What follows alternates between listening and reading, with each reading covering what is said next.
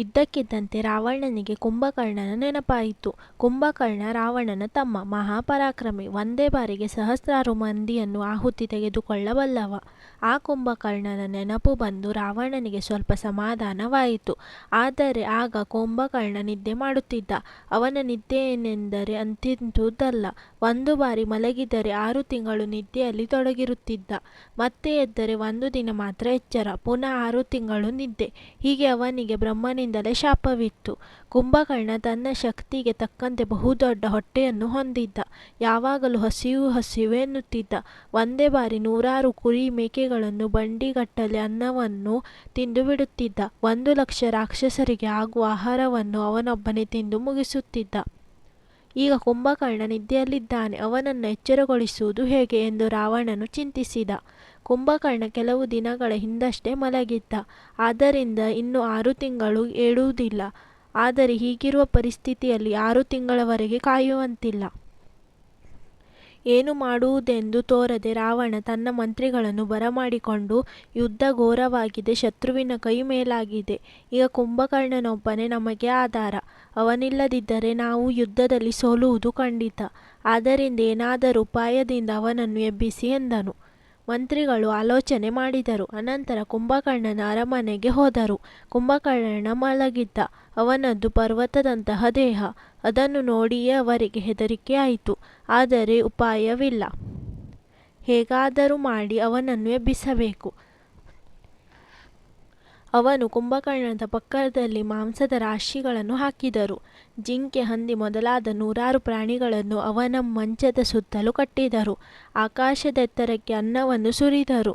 ರಕ್ತವನ್ನು, ಹೆಂಡವನ್ನು ದೊಡ್ಡ ದೊಡ್ಡ ಹಂಡೆಗಳಿಟ್ಟರು.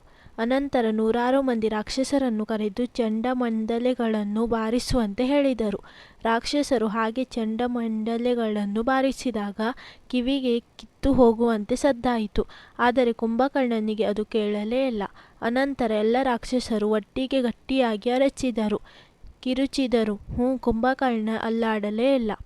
ಆ ರಾಕ್ಷಸರು ಕುಂಭಕರ್ಣನ ಕಾಲನ್ನು ತಿರುಚಿದರು, ಅದರ ಮೇಲೆ ಗುದ್ದಿದರು. ಶಂಖಗಳನ್ನು, ಜಾಟೆಗಳನ್ನು, ಬೇರಿಗಳನ್ನು ಬಾರಿಸಿದರು. ಆ ಗಲಾಟೆಯನ್ನು ಕೇಳಿ ಲಂಕೆಯ ಸುತ್ತಮುತ್ತಲ ಕಾಡಿನಲ್ಲಿ ವಾಸಿಸುತ್ತಿದ್ದ ಹಕ್ಕಿಗಳು ರಿವ್ವನೆ ಹಾರಿ ಹೋದವು. ಸಿಂಹ, ಶಾರ್ದೂಲಗಳು ಗರ್ಜಿಸಿದವು. ಆದರೆ ಕುಂಭಕರ್ಣ ಮಾತ್ರ ಮಿಸುಳಾಡಲಿಲ್ಲ. ಅವನ ಸೊಂಟಕ್ಕೆ ಹಗ್ಗ ಕಟ್ಟಿ ಎಳೆದರು. ಮೂಗಿಗೆ ಮರದ ತುಂಡು ಹಾಕಿ ಚಿರುಗಿದರು. ಕಿವಿಗೆ ನೀರು ಸುರಿದರು. ತಲೆಯ ಕೂದಲುಗಳನ್ನು ಕಿತ್ತರು. ಆದರೂ ಕುಂಭಕರ್ಣ ಚಪ್ಪಲೆ ನಿಲ್ಲಲ್ಲ. ಅನಂತರ 100 ಆನೆಗಳನ್ನು ತಂದು ಕುಂಭಕರ್ಣನ ಮೇಲೆ ಓಡಾಡಿಸಿದರು. ಆಗ ಅವನಿಗೆ ಸ್ವಲ್ಪ ಎಚ್ಚರಿಕೆ ಆಯಿತು. ಒಮ್ಮೆ ಆಕಳಿಸಿದ, ಮತ್ತೊಮ್ಮೆ ಗಟ್ಟಿಯಾಗಿ ಆಕಳಿಸಿದ. ಅವನು ಆಕಳಿಸಿದ ಸದ್ದಿಗೆ ಕುರಿ, ಮೇಕೆ, ಹಂದಿಗಳು ಹೆದರಿ ಕಿರಿಚಿಕೊಳ್ಳಲಾರಂಭಿಸಿದವು. ಅರ್ಧ ನಿದ್ದೆಯಿಂದ ಎಚ್ಚರವಾದ ಕುಂಭಕರ್ಣ ಕೋಪದಿಂದ ಸುತ್ತಲೂ ನೋಡಿದ. ಅನ್ನ ಮಾಂಸಗಳ ರಾಶಿಯನ್ನು ಕಂಡು ಸ್ವಲ್ಪ ಸಮಾಧಾನವಾಯಿತು. ಅವನು ಅಗಾಧವಾದ ಆ ಆಹಾರ ರಾಶಿಯನ್ನು ಒಂದೇ ಕ್ಷಣದಲ್ಲಿ ಬರಿದು ಮಾಡಿಬಿಟ್ಟ. ಅನಂತರ ಏನು ವಿಷಯ, ನನ್ನನ್ನು ಎಚ್ಚರಗೊಳಿಸಿದ್ದು ಏತಕ್ಕಾಗಿ ಎಂದು ಗಬರಿಸಿದ. ಆಗ ರಾಕ್ಷಸರು ಕೈ ಮುಗಿದುಕೊಂಡು, ಪ್ರಭು, ಲಂಕೆಗೆ ಮಹಾ ಕಷ್ಟ ಒದಗಿದೆ. ಅದಕ್ಕಾಗಿ ಮಹಾರಾಜರು ನಿಮ್ಮನ್ನು ಈಗಲೇ ಕರೆದುಕೊಂಡು ಬರುವಂತೆ ಹೇಳಿದ್ದಾರೆ ಎಂದನು. ಕುಂಭಕರ್ಣನು ಕೂಡಲೇ ರಾವಣನ ಅರಮನೆಗೆ ಹೋದನು. ರಾವಣನು ಅವನನ್ನು ಆಧಾರದಿಂದ ಆಲಿಂಗಿಸಿಕೊಂಡನು. ಅನಂತರ ಲಂಕೆಗೆ ಒದಗಿದ ವಿಪತ್ತನ್ನು ತಿಳಿಸಿ, ನಮ್ಮ ಮರ್ಯಾದೆ ನಿನ್ನ ಮೇಲೆ ನಿಂತಿದೆ. ನೀನು ಯುದ್ಧರಂಗಕ್ಕೆ ಹೋಗಿ ರಾಮನನ್ನು ಸೋಲಿಸಿದರೆ ನಮ್ಮ ಹೆಸರು, ಮಾನ ಉಳಿಯುತ್ತದೆ. ಇಲ್ಲದಿದ್ದರೆ ನಾವು ಬದುಕಿಯೂ ಪ್ರಯೋಜನವಿಲ್ಲ ಎಂದನು. ಕುಂಭಕರ್ಣನು, ಅಣ್ಣ, ಈಗ ನಿನಗೆ ನಮ್ಮ ನೆನಪು ಆಗುತ್ತಿದೆ ಅಲ್ಲವೇ? ಹಿಂದೆ ಕೆಟ್ಟ ಕೆಲಸ ಮಾಡುವಾಗ ನಮ್ಮ ಅನುಮತಿಯನ್ನು ಪಡೆದಿದ್ದೀಯಾ? ಅದು ಸರಿಯೇ ತಪ್ಪೇ ಎಂದು ನಮ್ಮನ್ನು ಕೇಳಿದ್ದೀಯಾ? ನೀನು ಮಾಡಿದ ತಪ್ಪಿಗೆ ನೀನೇ ಶಿಕ್ಷೆ ಅನುಭವಿಸಬೇಕು. ಕೆಟ್ಟ ಕೆಲಸ ಮಾಡುವಾಗ ಇತರರ ಅಭಿಪ್ರಾಯ ಪಡೆಯದೆ ಕಷ್ಟ ಬಂದಾಗ ಮಾತ್ರ ಬೇರೆಯವರಿಂದ ಸಹಾಯ ಪಡೆಯುವ ನಿನ್ನ ನೀತಿ ಸರಿಯಲ್ಲ ಎಂದು ಬಿಟ್ಟ. ತಮ್ಮನ ಮಾತುಗಳನ್ನು ಕೇಳಿ ರಾವಣನ ಮುಖ ಸಪ್ಪಗಾಯಿತು. ಆಗ ಕುಂಭಕರ್ಣನೇ ಮುಂದುವರಿದ, ಇರಲಿ, ಇದು ಸರಿ ತಪ್ಪುಗಳ ವಿಮರ್ಶೆಗೆ ಸಮಯವಲ್ಲ. ಇಡೀ ಲಂಕಾ ರಾಜ್ಯಕ್ಕೆ ವಿಪತ್ತು ಬಂದಿದೆ, ಅದನ್ನು ತೊಡೆಯಬೇಕು. ಆದ್ದರಿಂದ ನಾನು ಯುದ್ಧರಂಗಕ್ಕೆ ಹೋಗುತ್ತೇನೆ. ಆ ರಾಮ ಲಕ್ಷ್ಮಣರನ್ನು ಕೊಂದು ಬರುತ್ತೇನೆ ಎಂದು ಹೇಳಿ ರಣರಂಗದ ಕಡೆ ಹೆಜ್ಜೆ ಹಾಕಿದನು. ಆ ಭೀಕರಾಕೃತಿಯ ರಾಕ್ಷಸನು ರಣರಂಗವನ್ನು ಪ್ರವೇಶಿಸಿದಾಗ ವಾನರರು ಅವನನ್ನು ನೋಡಿ ಭಯಗೊಂಡರು.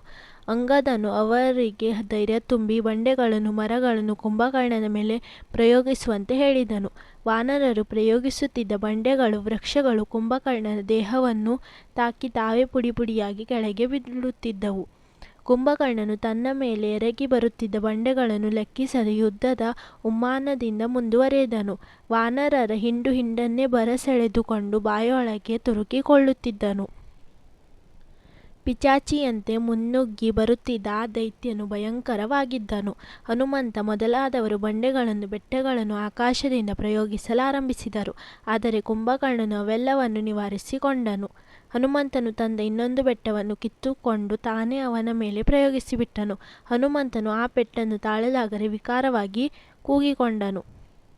ನೀಲ, ಗವಾಕ್ಷ, ಗಂಧಮಾದನ, ಋಷಭ ಮೊದಲಾದ ವಾನವೀರರು ಒಟ್ಟಿಗೆ ಕುಂಭಕರ್ಣನ ಮೇಲೆ ಬಿದ್ದರು. ಅವನನ್ನು ವಧೆಯುತ್ತಾ ಅಪ್ಪಳಿಸುತ್ತಾ ಗುದ್ದುತ್ತಾ ತಮ್ಮ ಪ್ರಹಾರವನ್ನು ಆರಂಭಿಸಿದರು. ಆದರೆ ಕುಂಭಕರ್ಣನಿಗೆ ಇದರಿಂದ ಸ್ವಲ್ಪವೂ ಏಟು ಬೀಳಲಿಲ್ಲ. ಬದಲು ವಾನರ ವೀರರೇ ಒಬ್ಬೊಬ್ಬರಾಗಿ ಉರುಳಿದ್ದರು. ಕುಂಭಕರ್ಣನು ಕೈಗೆ ಸಿಕ್ಕಿದವರನ್ನು ನುಕ್ಕುತ್ತಾ ಹಲವರನ್ನು ಬಂಡೆಗಳನ್ನು ಅಪ್ಪಳಿಸುತ್ತಾ ಸಾಕ್ಷಾತ್ ಯಮನಂತೆ ಆ ರಣರಂಗದಲ್ಲಿ ಓಡಾಡಲಾರಂಭಿಸಿದನು. ಅಂಗದ, ಹನುಮಂತ, ಸುಗ್ರೀವರು ಒಟ್ಟಿಗೆ ಕುಂಭಕರ್ಣನ ಮೇಲೆ ಪರ್ವತಗಳನ್ನು ಹಾಕಿದರು. ಸುಗ್ರೀವನು ಆ ರಾಕ್ಷಸನ ಕಿವಿ ಮೂಗುಗಳನ್ನು ಕಚ್ಚಿ ತುಂಡು ಮಾಡಿಬಿಟ್ಟನು. ಆಗ ಆ ದೈತ್ಯನು ಮತ್ತಷ್ಟು ಕೋಪಗೊಂಡು ವಾನರ ಸೇನೆಯನ್ನು ಕಾಲುಗಳಿಂದ ತುಳಿಯುತ್ತಾ ಧ್ವಂಸ ಮಾಡಲಾರಂಭಿಸಿದನು. ಬಾಳೆಯ ತೋಟವನ್ನು ಹೊಕ್ಕು ಮದ್ದಾಲೆಯಂತೆ ವಾನರ ಸೇನೆಯನ್ನು ಸದೆಬಡಿಯಲಾರಂಭಿಸಿದನು. ಆಗ ಲಕ್ಷ್ಮಣನು ಕುಂಭಕರ್ಣನ ಮೇಲೆ 100 ಬಾಣಗಳನ್ನು ಬಿಟ್ಟನು. ಕುಂಭಕರ್ಣನ ಮೈ ಬಾಣಗಳಿಂದ ತುಂಬಿ ಹೋಯಿತು. ಆದರೂ ಅದನ್ನು ಲೆಕ್ಕಿಸದೆ ಕುಂಭಕರ್ಣನು ಶ್ರೀರಾಮನ ಕಡೆಗೆ ನುಗ್ಗಿದನು. ಶ್ರೀರಾಮನು ಅವನ ಮೇಲೆ ಉಗ್ರವಾದ ಅಸ್ತ್ರಗಳನ್ನು ಪ್ರಯೋಗಿಸಲಾರಂಭಿಸಿದನು. ಆ ಹೊತ್ತಿಗೆ ಕುಂಭಕರ್ಣನ ಶಕ್ತಿ ಕುಂದುತ್ತಾ ಬಂತು. ಆದರೂ ಅವನು ಕೈಕಾಲುಗಳನ್ನು ಬಡಿಯುತ್ತಾ ವಾನರರನ್ನು ಆಹುತಿ ತೆಗೆದುಕೊಳ್ಳುತ್ತಿದ್ದನು. ಶ್ರೀರಾಮನ ಮೇಲೆ ದೊಡ್ಡ ಬೆಟ್ಟವೊಂದನ್ನು ಬೀಳಿಸಿದನು. ಶ್ರೀರಾಮನು ತನ್ನ ಬಾಣದಿಂದ ಆ ಬೆಟ್ಟವನ್ನು ಕತ್ತರಿಸಿ ಹಾಕಿದನು. ಕುಂಭಕರ್ಣನು ಮಾಡಿದ ಮಾರಣ ಹೋಮವನ್ನು ನೋಡಿ ಇನ್ನು ಇವನನ್ನು ಉಳಿಸಬಾರದು ಎಂದುಕೊಂಡು ವಾಯುವ್ಯಾಸ್ತ್ರದಿಂದ ಅವನ ತೋಳುಗಳನ್ನು ತುಂಡರಿಸಿದನು. ಅರ್ಧಚಂದ್ರಾಸ್ತ್ರದಿಂದ ಅವನ ಕಾಲುಗಳನ್ನು ಕತ್ತರಿಸಿ ಹಾಕಿದನು. ಹೀಗೆ ಕೈಕಾಲುಗಳನ್ನು ಕಳೆದುಕೊಂಡು ಕುಂಭಕರ್ಣನು ದೊಪ್ಪೆಂದು ಕೆಳಗೆ ಬಿದ್ದನು. ಅನಂತರ ಶ್ರೀರಾಮನು ಇಂದ್ರಾಸ್ತ್ರವನ್ನು ಬಿಟ್ಟು ಅವನ ತಲೆಯನ್ನು ಕತ್ತರಿಸಿ ಈ ಲೋಕದ ಬಾಧೆಯನ್ನು ನೀಗಿಸಿದನು.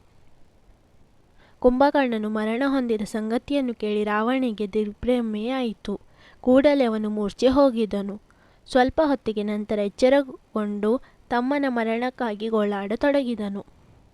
ಆಗ ಅವನ ಮಕ್ಕಳಾದ ತ್ರಿಶಿರ, ದೇವಾಂತಕ, ನರಾಂತಕ, ಮಹಾಕಾಯ ಮತ್ತು ತಮ್ಮಂದಿರಾದ ಮಹೋದರ, ಮಹಾಪಾಶ್ವರು ಮುಂದೆ ಬಂದರು. ಮಹಾರಾಜ, ನೀನು ದುಃಖಿಸಬೇಡ. ನಾವು ಯುದ್ಧರಂಗಕ್ಕೆ ಹೋಗಿ ವಾನರ ಸೇನೆಯನ್ನು ಶ್ರೀರಾಮ ಲಕ್ಷ್ಮಣರನ್ನು ಬಲಿ ಹಾಕುತ್ತೇವೆ. ಕುಂಭಕರ್ಣನ ಮರಣಕ್ಕೆ ತಕ್ಕ ಪ್ರತೀಕಾರ ಮಾಡುತ್ತೇವೆ ಎಂದು ಹೇಳಿ ಪ್ರಬಲವಾದ ಸೈನ್ಯವನ್ನು ತೆಗೆದುಕೊಂಡು ರಣರಂಗಕ್ಕೆ ಬಂದರು. ಹೊಸ ಚೈತನ್ಯದಿಂದ ಮೇಲೆರಗಿ ಬರುತ್ತಿದ್ದ ರಾವಣನ ಪಡೆಯನ್ನು ನೋಡಿ ಶ್ರೀರಾಮನ ಸೈನಿಕರು ಜಾಗೃತರಾದರು. ಮತ್ತೊಮ್ಮೆ ರಾಕ್ಷಸರಿಗೂ ವಾನರಿಗೂ ಘೋರವಾದ ಯುದ್ಧ ನಡೆಯಿತು. ಎಷ್ಟೇ ಪರಾಕ್ರಮದಿಂದ ಹೋರಾಡಿದರೂ ರಾಕ್ಷಸರ ಬಲ ಕುಂದುತ್ತಾ ಬಂತು. ಅಂಗದನು, ನರಾಕತನನ್ನು, ಹನುಮಂತನು, ದೇವಾಂತಕ, ತ್ರಿಶಿರನನ್ನು, ನೀಲನು, ಮಹೋದರರನ್ನು, ಋಷಭನು, ಮಹಾಪಾಶ್ವನನ್ನು ಸಂಹರಿಸಿದರು. ಕುಂಭಕರ್ಣನ ಹಾಗೆ ಬೃಹತ್ ಶರೀರವನ್ನು ಹೊಂದಿದ್ದ ಮಹಾಕಾಯನನ್ನು ಲಕ್ಷ್ಮಣನು ಬ್ರಹ್ಮಾಸ್ತ್ರವನ್ನು ಪ್ರಯೋಗಿಸಿ ಕೊಂದನು.